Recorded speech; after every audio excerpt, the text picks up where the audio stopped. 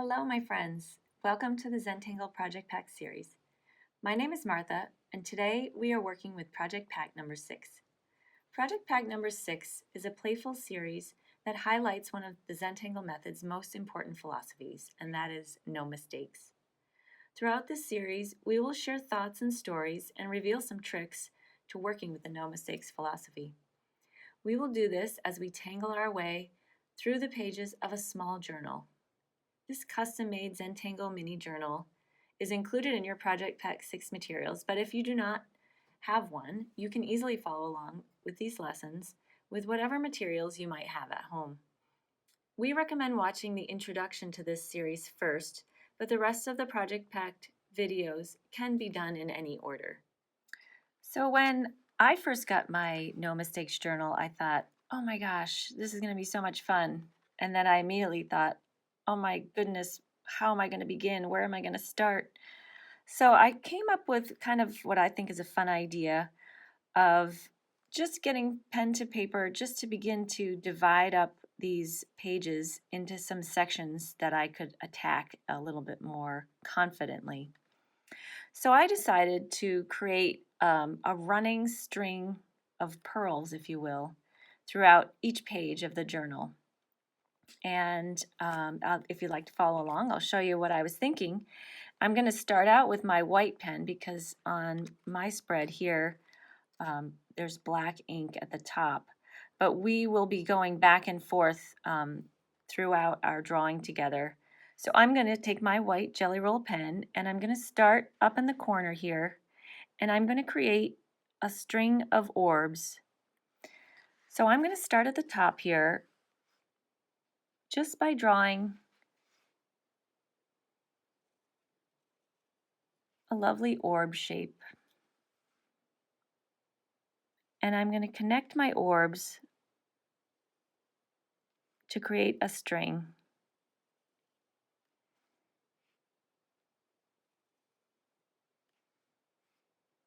And my orbs don't have to be perfectly round shapes. In fact, they're much more interesting if they're not. Because I'm mostly drawing on black here, I continue the drawing on the white even though you actually can't see it. And I'm going to go back with my black pen in a minute once I officially switch over to that. So I can no longer see with this one. And I'm going to work with the black 01.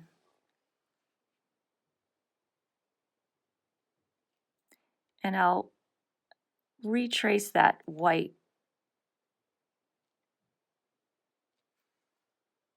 like that.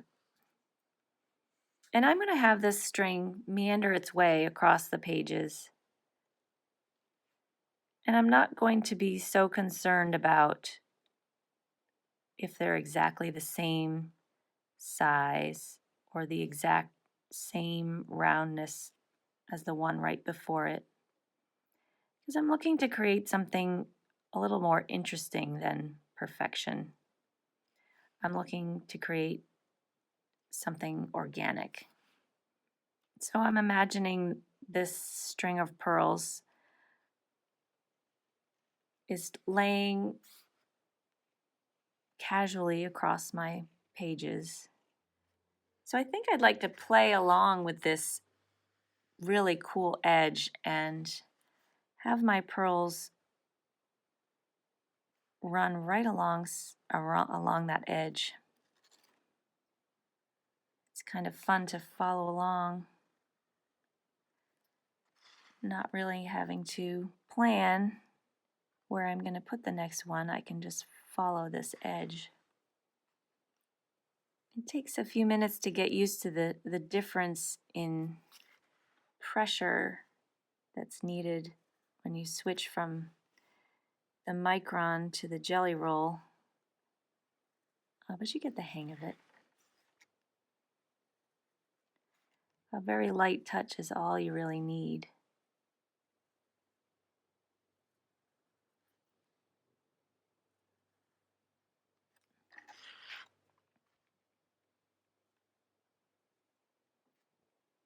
So now I'm going to go back along my string of pearls and I'm going to add a little rounding or just a little dramatic detail that sort of connects all of these orbs into a more comprehensive string, if you will. And feel free to retrace your lines, or you can leave them, whichever feels right to you. And I'm kind of going along one side, and then I'll go back down the other side. I'm picking up my white pen to sculpt.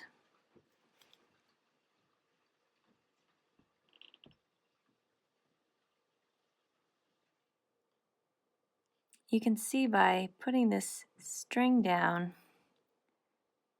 you have interesting spaces that you can start to imagine what you might want to fill them with. And I love how the black and the white, they sort of make you think a little bit differently about how you might go about it. So I found this very helpful to break it up into smaller spaces. It doesn't take too long to dry, but it takes a little bit longer than the microns, so just be aware of that as you're working, where your hand might be. I think when I first started tangling and learning more about the method, I didn't quite understand what no mistakes meant, or I didn't understand how important that might be to my overall approach of who I was as an artist.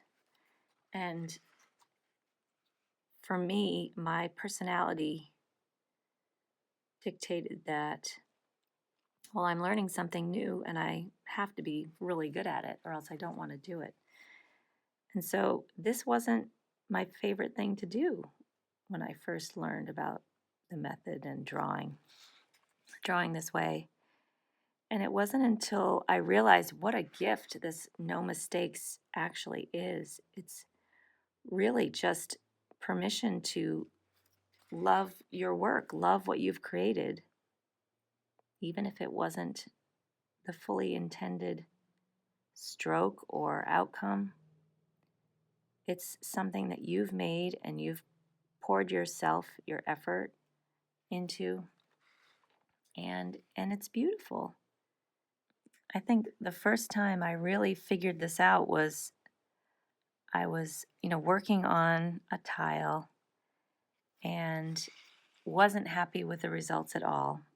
And so I put it aside, left it, I don't know, somewhere in my kitchen at home. And one of my boys saw it, came home from school, saw it on the table, and said, "Oh my gosh, Mom, did you make this?" And I would say, "Oh, yeah, but, here I did this wrong, and look here, I messed up over here, and it was supposed to look like this, and now it looks like that." And he looked at me and said, "What are you talking about, Mom? This is the most beautiful thing I've ever seen." And I didn't want to tell him he was wrong. What was he to think if I said, "Well, no, you're wrong. This is terrible, and I did a bad job."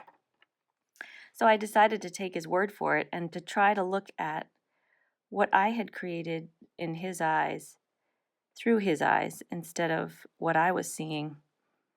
And I realized that he was right. It really was beautiful, and I could hardly even notice where the mistake was or where I had gone wrong or done something that I originally didn't intend. I was only seeing how I reacted to it, which was to put down another line, to do something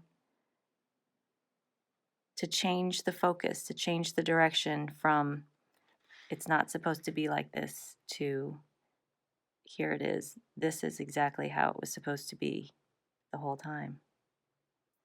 So I guess I have Wyatt to thank for that perspective, in that what I had created was exactly perfect and there were no mistakes in it.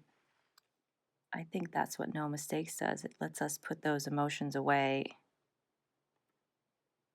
and invite more beauty and confidence into what we're doing.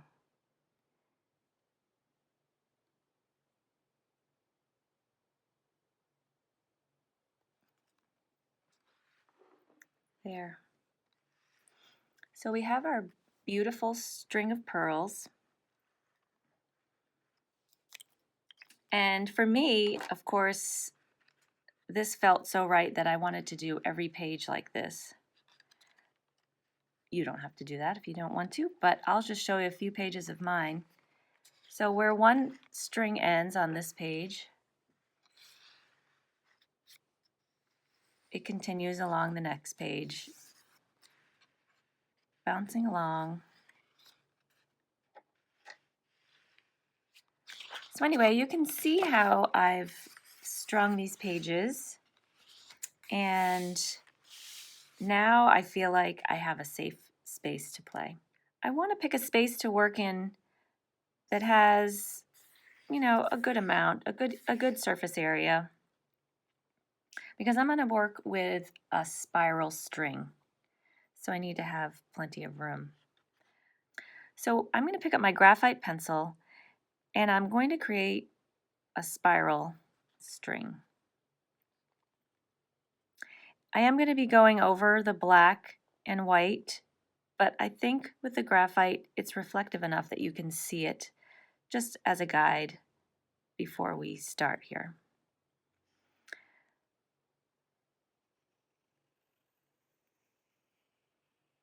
So this spiral is going to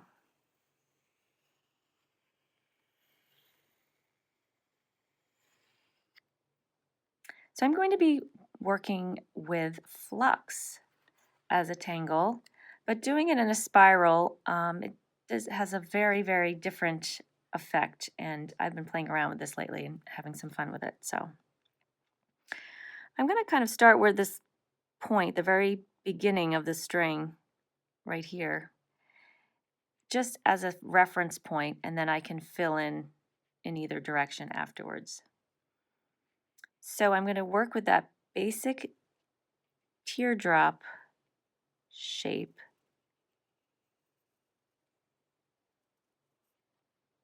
So you saw how I went up, I hit the string and came around. I'll fill that in so you can see it.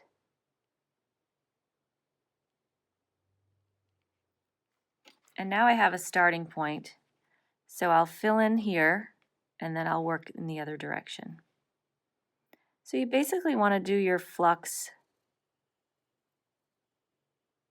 They'll all have the same shape, but the size will vary in reaction to the space that's left.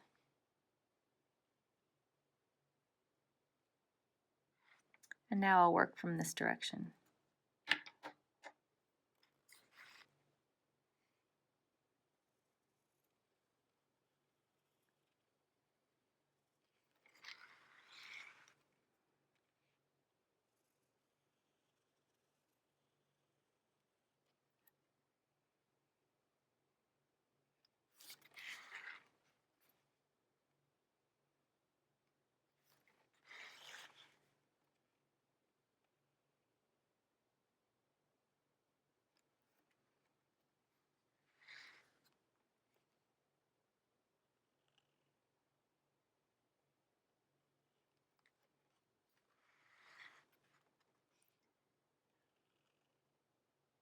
I love working in spirals. It's like walking in a maze. You really don't have to worry about what your next step is. You just have to take the next one.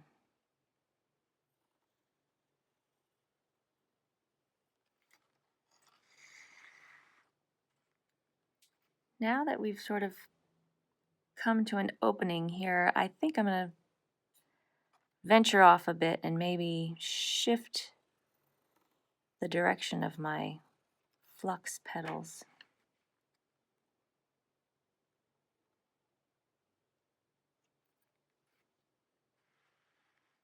Sometimes when you lay down some white ink, you let need to let it dry before you retrace it. So I'll come back to that one. I'm going to go back in and fill in some of these spaces that are left behind. So we have, some white space here in between. And so I'm going to go in and ink that area in, further adding to that drama between black and white. You can choose to use your Micron 08 at this point if you want, or keep using the 01 as I'm doing. Just enjoying that quiet rhythm of inking in. We all have different spreads of ink on our journals, so I'm really looking forward to seeing how your interpretation of this comes out.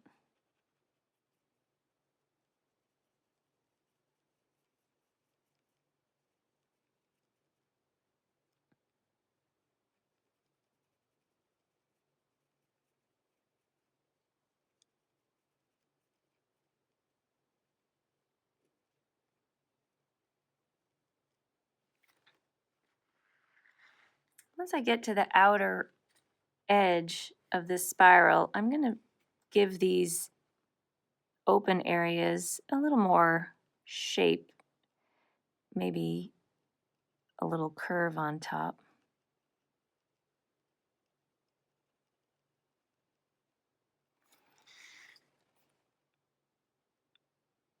Like this. It's almost as if there's another layer of these petals behind. It's funny how you'll see, is it black on white or is it white on black? After a while, it's hard to tell.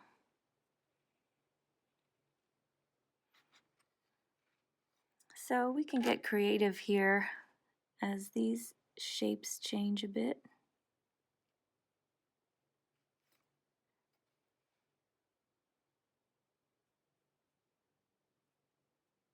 Tucking them in.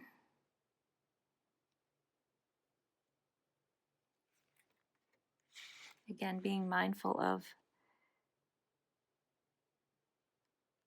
the white gel ink does take just a minute to dry.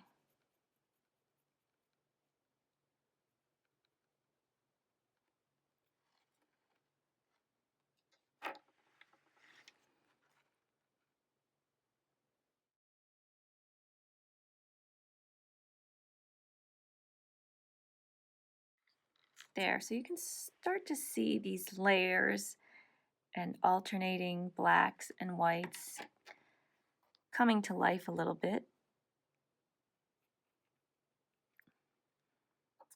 So one of my favorite embellishments with flux is just that simple, delicate line down the petals.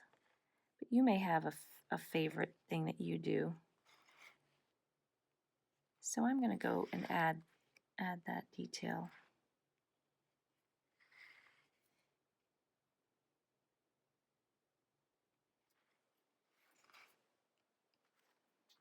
Maybe a few playful dots.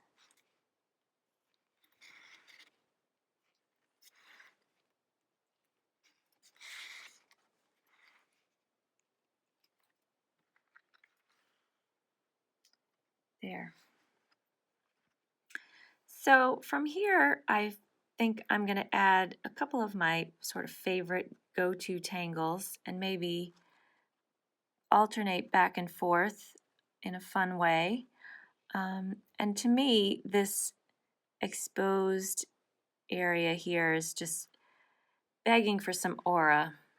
So I think I'll add some aura lines around these and bring in our old friend, Crescent Moon.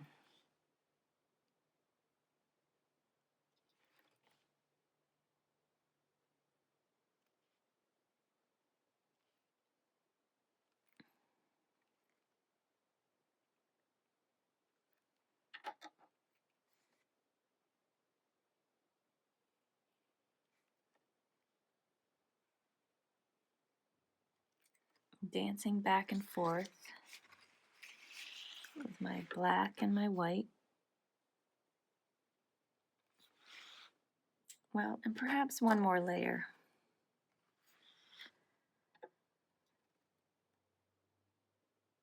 Perhaps you've heard we have a saying around here that when in doubt, if you're just unsure of what to do next, aura is the answer.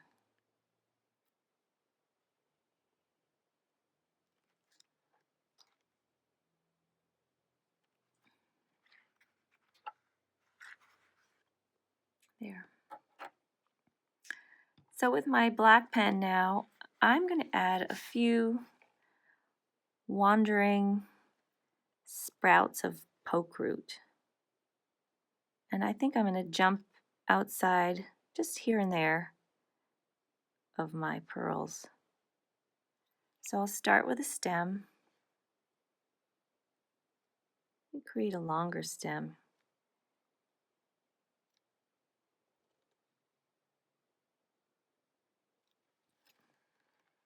Sort of one or two wayward berries.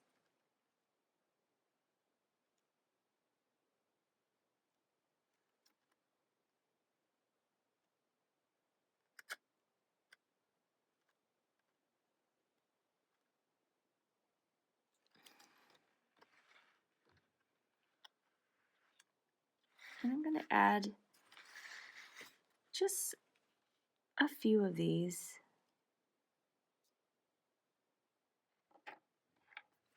I do love drawing poke root, and I didn't quite get it the first time I learned. Mine weren't looking right to me. And then Molly told me the trick of having that pierced stem. You want it to be sort of living in the center of the berry. And once I figured that out, I felt like my poke root started to take a whole new turn. So with a few of these poke roots already put down, I'm going to go back and do another layer of crescent moon. And this time the crescent moon will have to be coming in behind some of these poke root that are here.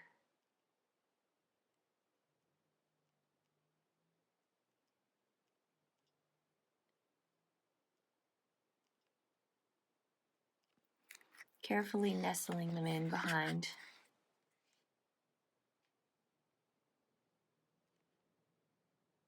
Taking your time.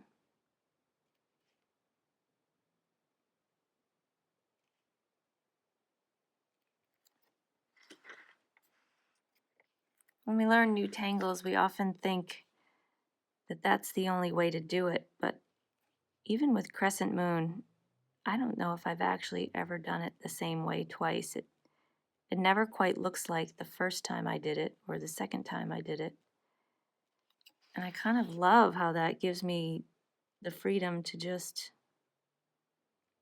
react to my space and have that half moon or ladybug shape fill in wherever it needs to be.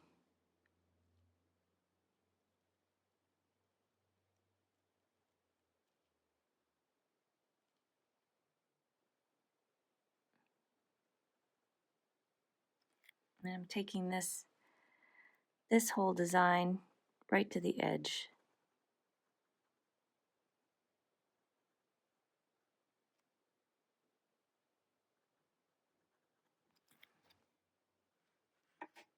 Maybe I'll add just one more playful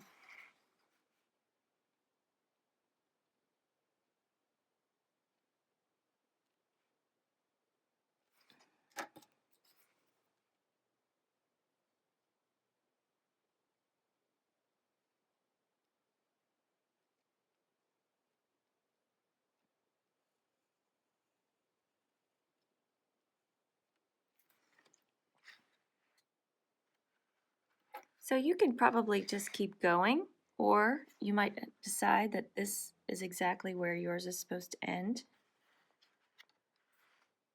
I don't know. Just feeling like maybe want to sneak one out here.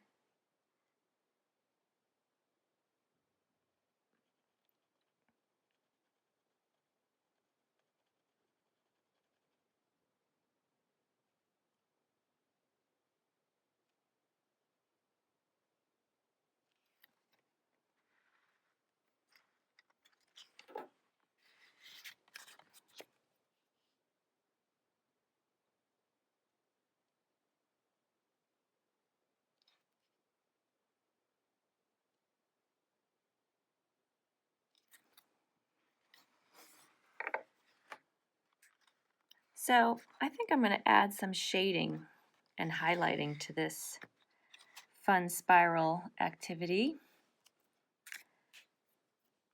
So I'm going to pick up my graphite pencil and I'm going to sort of add some graphite along the edge, if you can imagine,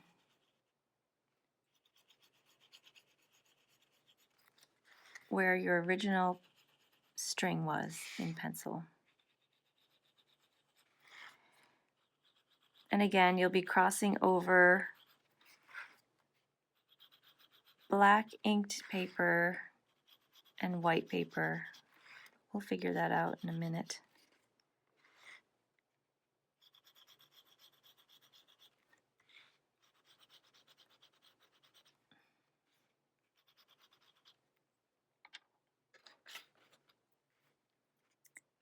And with my tortillon,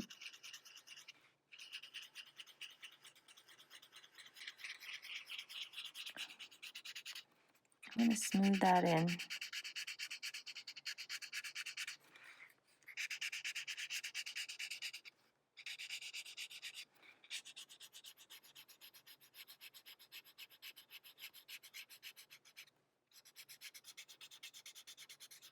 And your tortillon picks up plenty of graphite along the way, and you can see how you can spread that into areas even if you hadn't put graphite down. So in contrast, with my white charcoal, I'm going to add a little bit of lightness to those darkened areas here.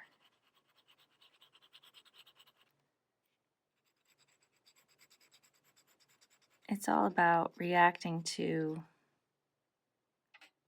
whatever is on your journal page.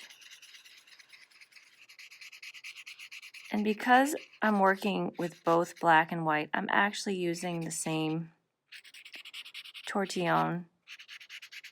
You can choose to try to keep them separate, but I'm enjoying how they complement each other.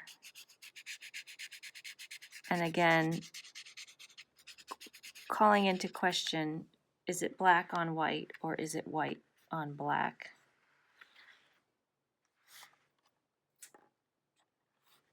And I may go back with this white charcoal and further play around with this, the gray of the graphite. Again, accentuating the original spiral.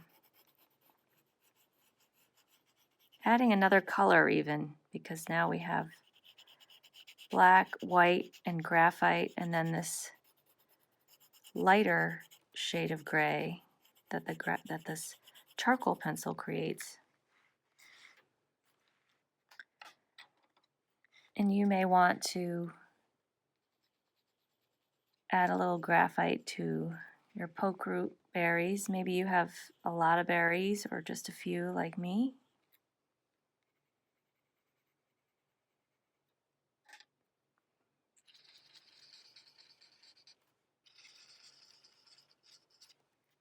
When adding graphite to your work, I personally tend to be a little conservative with it at first, but always leaving that option open to go back and add more once I have a look at everything.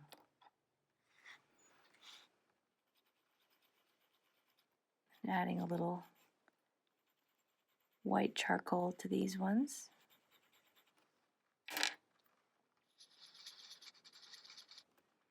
Again, it's a little bit of a different touch, much lighter touch.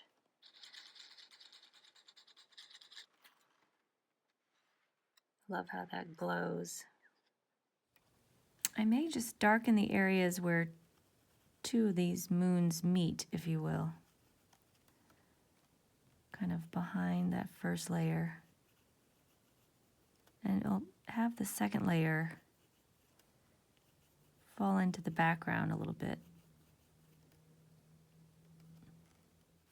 It looks a little rough right now, but once you smooth it out with your tortillon, it has a nice effect.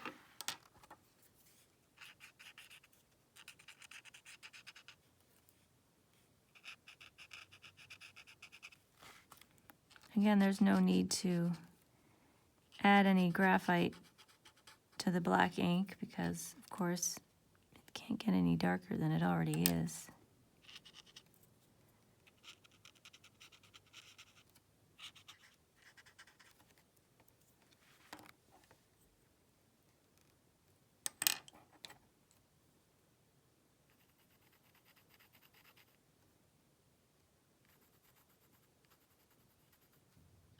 So I'm pretty pleased with how this looks, and I can't wait to see what everyone else has done with theirs and what direction you might take it in. I've been working on my journal for a little while, so I thought I would just share just a few pages of what I've done so far. So you can see that I've really taken this idea of putting a string of pearls all throughout my book. So I've started with the cover, which is really fun to draw on as well. And here's our page that we worked on together. And another page of string. It was fun just coming up with fun little curves and bends. And here's a page that I started with playing around with a tangulation or a combination of two tangles, which is Huggins and Cadent. So that was pretty fun. Wonderful exercise in black and white. And here I mixed another two tangles that I've been having a lot of fun with lately that we're calling whales, and that's a combination of well and bales. And here is the original that I sort of practiced, if you will, before you and I got to do it together. So just a little bit different, but you can see where the concept came from. So I hope you enjoyed this lesson. I certainly did, and I appreciate you taking the time to spend it with me. I look forward to tangling with you again. Have a great day.